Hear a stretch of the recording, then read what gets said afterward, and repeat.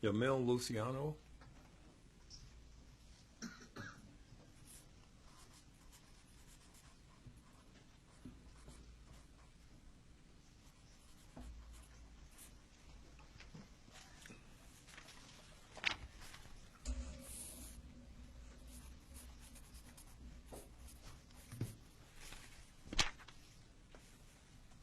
My name is Juvenile Luciano. I'm here in favor of HB 2363.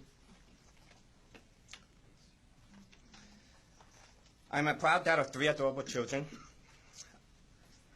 I am sure that this committee does not require any more lectures regarding the reality of the fatherlessness crisis and of the effect it has on society. I believe in the deadbeat dad.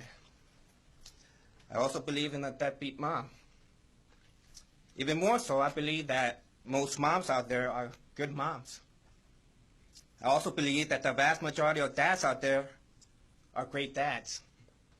So it is important to highlight that although there is a real present-day fatherlessness crisis, the fatherlessness crisis is not the deadbeat dad. I believe that the present-day fatherlessness crisis is a culture and court system that pushes good fathers away from their children. HB 2363 is the answer to this fatherlessness crisis by eliminating a system of winners and losers and replacing it with one that encourages family unity and where everyone wins, especially the children. Although an absent father affects every child in different ways and to different degrees, we can all agree that these children all enter into the adult life with huge disadvantages.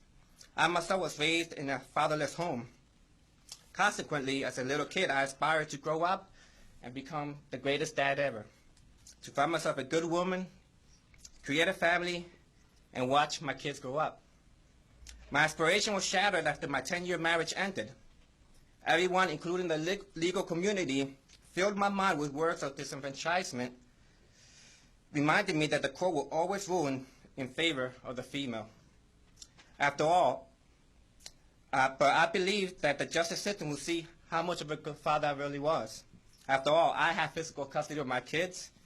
She left the kids in my care while she pursued her adulterous affair. Furthermore, we formed a parenting agreement where she had free access to our kids. Yet things quickly changed after I objected to her bringing my kids into the home of a felon who was serving probation on drug possession charges.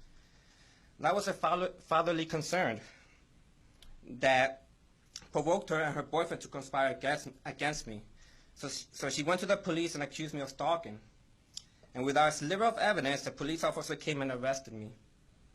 If a person like me who dedicated his life to the ministry, who had no history of domestic violence or any other crime, can so easily be arrested by a mere accusation from a female, then there is little hope for fathers to watch their kids grow up in Texas. It's been a year now since then, and those charges have been dropped, and that's why you have those handouts. In fact, although they were rejected immediately by the grand jury, the DA held the charge over my head until just this past month. I'm 100% certain that my civil rights were violated, especially after reading the police report. Let me just skip down to the end. Thank you, Mr. Luciano. Although HB 2363 does not address the civil rights issues in regards to my incarceration, it at least affords a father the ability to recuperate his fatherhood in the event that similar allegations are found to be false. The goal of HB 2363 is family unity. It is based on the idea that every child needs equal and free access to both the father and mother. It merely codifies what we all here know to be true. We all have a concern for children here, especially our own. We also know that a disproportionate amount of child abuse occurs in the fatherless homes.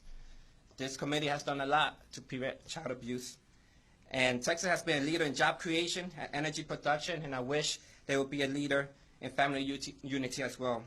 Shared parenting occurs in Pennsylvania. My brother has, it is part of their code there, and it works perfectly fine.